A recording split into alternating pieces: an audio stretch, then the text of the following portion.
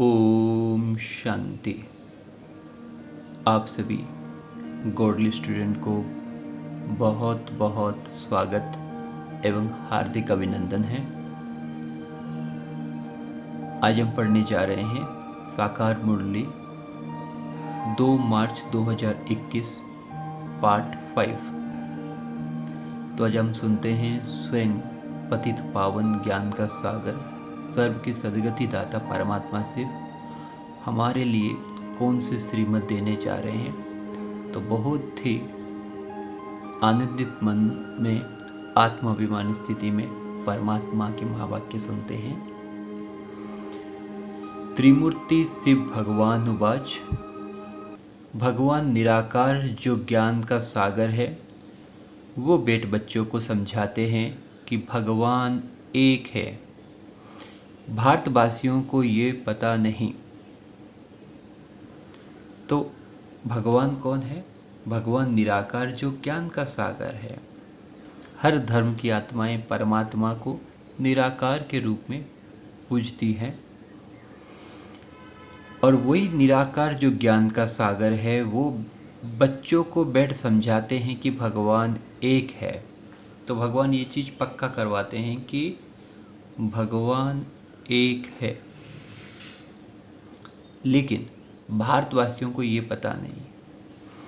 बाकी दूसरे धर्म वाले इस बात को पूरी तरह से मानते हैं भगवान एक है, लेकिन भारतवासियों के क्षेत्र में भगवान अनेक हो जाते हैं क्योंकि देवी देवताओं को मानते हैं। ये सत्य है। 33 करोड़ देवी देवता हैं। भारत में बहुत अच्छा पार्ट प्ले किए, बहुत ही महान कर्तव्य किए, लेकिन क्या 33 करोड़ परमात्मा हो सकते हैं? इसीलिए गायन भी है, देवात्मा अनेक, धर्मात्मा अनेक, महात्मा अनेक, किंतु परमात्मा एक। आप घर में भी देखिए, भाई अनेक हो सकते हैं, बहनें अनेक हो सकते हैं, मामा अनेक हो सकते हैं, चाचा अनेक हो सकते हैं, लेकिन पिता एक होता है। वैसे ही मंत्री भी अनेक है, लेकिन प्रधानमंत्री एक है। तो इन सब उदाहरणों के माध्यम से हम समझ सकते हैं कि परमात्मा एक है। ये हमें पूरी तरह से पक्का करना चाहिए कि वो परमात्मा हम सर्व आत्माओं के पिता है, सर्व की सद्गति दाता है, वो एक है। सभी देवी देवता ही उन्हें याद करते हैं, तपस्या करते हैं, तो वो एक है और वो एक निराकार शिव है। तो ये हमारे बुद्धि में पूरी तरह से बैठ जाना चाहिए, जिससे हम परमात्मा से कनेक्ट हो सकें। देखिए, किसकी महिमा करना अच्छी बात है। हम अपने मामा की भी महिमा कर सकते हैं, लेकिन पिता का स्थान पिता की जगह है। देवी देवताओं की भी महिमा करना अच्छी बात है, करना भी चाहिए, लेकिन परमात्मा परमात्मा की जगह पर है। ये हमें ध्यान देने की जरूरत है। तो बाबा फिर क्या बताते हैं? गाते भी हैं ईश्वर की गत मत न्यारी है। अच्छा, कौन सी गत मत न्यारी है? ईश्वर की गतमत न्यारी है, ये किसने कहा? जैसे हम हमेशा बोलते रहते हैं कि ईश्वर की गतमत न्यारी है। गति और मति, मत देने की क्वालिटी और गति दोनों न्यारी है। लेकिन बाबा यहाँ पूछते हैं कौन सी गतमत न्यारी है? भगवान की जो कौन सी मत न्यारी है, कौन सी गत न्यारी है? ईश्वर की गतमत न्यारी है, ये किसने कहा?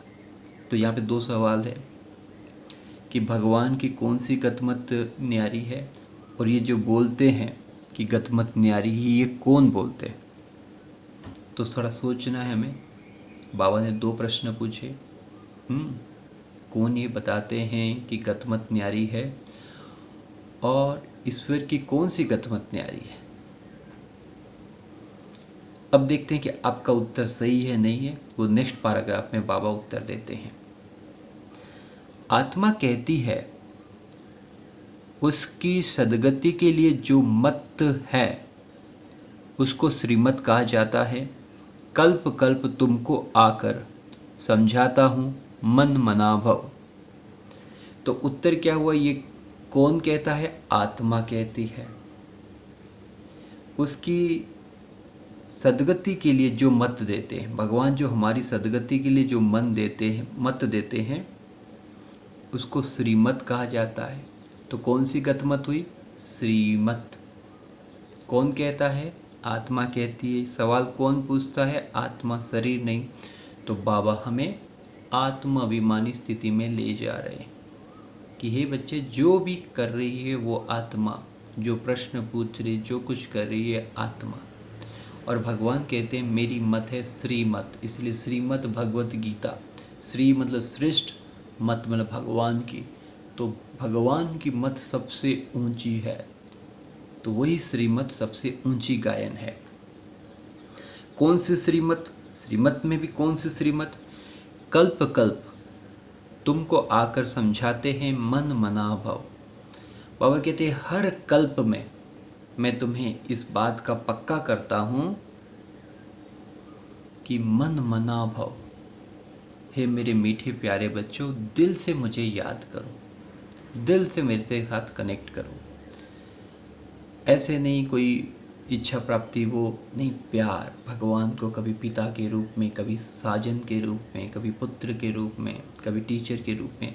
दिल का कनेक्शन होना चाहिए। जितना मन का कनेक्शन होगा उतना मन पावन होगा, श्रेष्ठ होगा, महान होगा।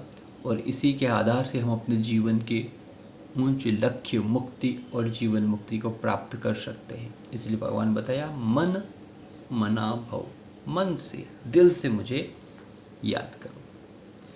फिर बाबा क्या बताते हैं? देह के सब धर्म त्याग आत्म अभिमानी भव, मामेकम याद करो, अभी तुम मनुष्य से देवता बन रहे हो। बाबा यहां पे बता रहे हैं कि देह के सब धर्म त्याग आत्म अभिमानी भव। तो बाबा बता रहे हैं कि देह के सब धर्म, धर्म का मतलब ये नहीं कि हिंदू मुसलमान क्रिश्चियन, तो बाबा बताते हैं देह के धर्म, देह के धर्म पदार्थ जो बताते हैं कि ये चीज चाहिए, ये कपड़ा चाहिए, ये घर चाहिए, ये इच्छाएं जो हो जाती हैं, तो ये सब देह के धर्म। क्योंकि जब भी हम भगवान से कनेक्ट करते हैं, अगर बॉडी कॉन्शियस में लेके भगवान को याद करते हैं, तो हमें परिवार की चिंता होती है, पैसे की चिंता होती है, इच्छाएं वो दिखाई देती है। तो इसी अनुसार हम भगवान से कनेक्ट करने की कोशिश करते हैं। तो देह सोचने से यही सब आ जाते हैं। तो बाबा क्या बोलते हैं? देह के सब धर्म, देह की इच्छा वगैरह सब कुछ, जब हम मेडिटेशन करें या भगवान को याद करें, तो पहली कंडीशन ये होनी चाहिए कि देह के धर्म पदार्थ सबसे न्यारा हो, आत्माभिमानी स्थिति में स्थित होना है, मोस्ट इंपॉर्टेंट। क्योंकि हम अगर बॉडी कॉन्शियस से परमात्मा से कनेक्ट करना चाहेंगे, कनेक्ट होगा ही नहीं। वो निराकार में देह सोच के कनेक्ट कर रही हो, राइट? केवल मांगते रहेंगे, कुछ आनंद की अनुभूति नहीं होगी, खुशी की अनुभूति नहीं होगी। समय बीतता जा रहा है लेकिन भगवान के साथ तो वो आनंद नहीं लगेगा। तो क्या लगेगा कि भगवान को याद करना बड़ा बोरिंग है, इससे अच्छा टीवी देखिए, दोस्तों के साथ टाइम स्पेंड करें।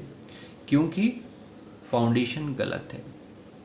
अगर इसी को चेंज कर दें, क्या कि देह के सभी धर्म पदार्थ को त्याग कर, मन से अलग करके, न्यारा होकर दुनिया से आत्माभिमानी स्थिति में स्थित होना है, फिर परमात्मा से कनेक्ट करना है, आत्मा का परमात्मा से कनेक्शन, तब वो आनंद, प्रेम, खुशी की अनुभूति होगी, अतीन्द्रिय सुख की अनुभूति होगी।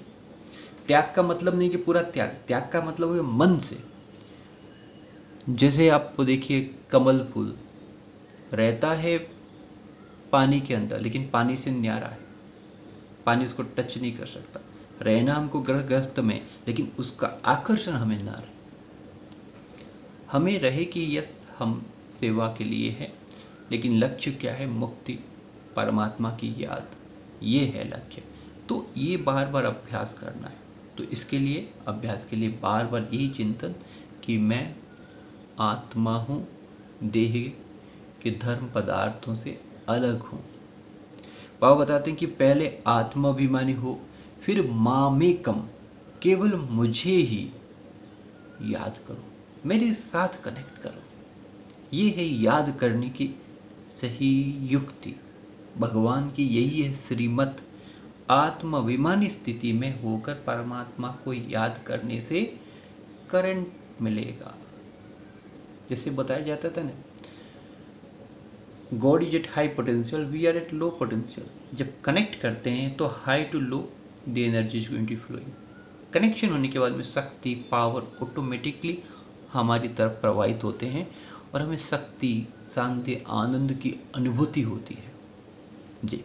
फिर बाबा बताते हैं, अभी तुम मनुष्य से देवता बन रहे हो। तो बाबा बता रहे हैं कि देखो तुम कितने ऊंचे लक्ष्य पे हो, देवता बनने जा रहे हो। और सत्युग में सबसे ऊंची चीज क्या रहेगी देवी देवताओं में? आत्मा अभिमानी स्थिति। हर कोई एक दूसरे को आत्मा के रूप में देखेंगे, इसीलिए वो दुनिया ever healthy, ever wealthy, ever happy. Body conscious में सत्युग में कोई नहीं रहेगा। तो बाबा बताते, अगर उस दुनिया में जाने का लक्ष्य है तो पहले आत्माभिमानी स्थिति को पक्का करो। यही हमारा पासपोर्ट होगा नई दुनिया के लिए। जो जितना आत्माभिमानी स्थिति, उतना सत्युग के नजदीक, उतना मुक्ति के नजदीक। और देखिए, आज एक अचानक मौत का समय चल रहा है, कब कुछ शरीर का हो जाए, राइट? तो उस समय क्या लेके जाएंगे? केवल आत्मा में आत्मा ही रहूंगी और कुछ नहीं रहेगा। ये शरीर सब राख बन जाएगा। तो मैं जो आत्मा हूं, जो मेरे को मौत के बाद में अनुभूति होगी, क्यों नहीं जीवंत अवस्था में उसको अनुभव कर लूं, राइट? और जीवन के उच्च लक्ष्य को पा लूं। भगवान ये कभी नहीं कहते कि सन्यासी बन जाओ, घर द्वार छोड़ दो। नहीं, काम धंधा सब कुछ करना है, बहुत अच्छी तरह से करना है, लेकिन क्या करना है? बीच बीच में अपने को रिकॉल करते रहना है। जैसे कोई पोस्ट वाला होता है, अपने आप को याद करता है, मैं ये पोस्ट में हूँ, मैं इंजीनियर हूँ, मैं ड्राइवर हूँ, मैं बिजनेसमैन हूँ। वो याद करता रहता है। वैसे न चाहते हुए याद आ जाती है। वैसे ही हमें बार बार काम करते हुए इसको रिकॉल करना है। मैं आत्मा हूँ, मैं परमात्मा के छत्र छाया में हूँ, मैं इतने ऊंच लक्ष्य की तरफ जा रहा हूँ, देवता बनने के लिए, मुक्ति को प्राप्त करने के लिए। तो ये खुशी देगी, एक आनंद देगा। दुनिया की दुख अशांति हमें स्पर्श नहीं कर सकती, लाइक कमल पुष्प के तरह। तो आज भगवान की इस महावाक्य में आत्माभिमानी स्थिति का अभ्यास करेंगे, जितना हो सके बाबा को याद करेंगे काम धंधा करते हुए, और बिल्कुल अपने लक्ष्य को अपने सामने रखेंगे जी। आप सभी को बहुत बहुत धन्यवाद। ओम शांति।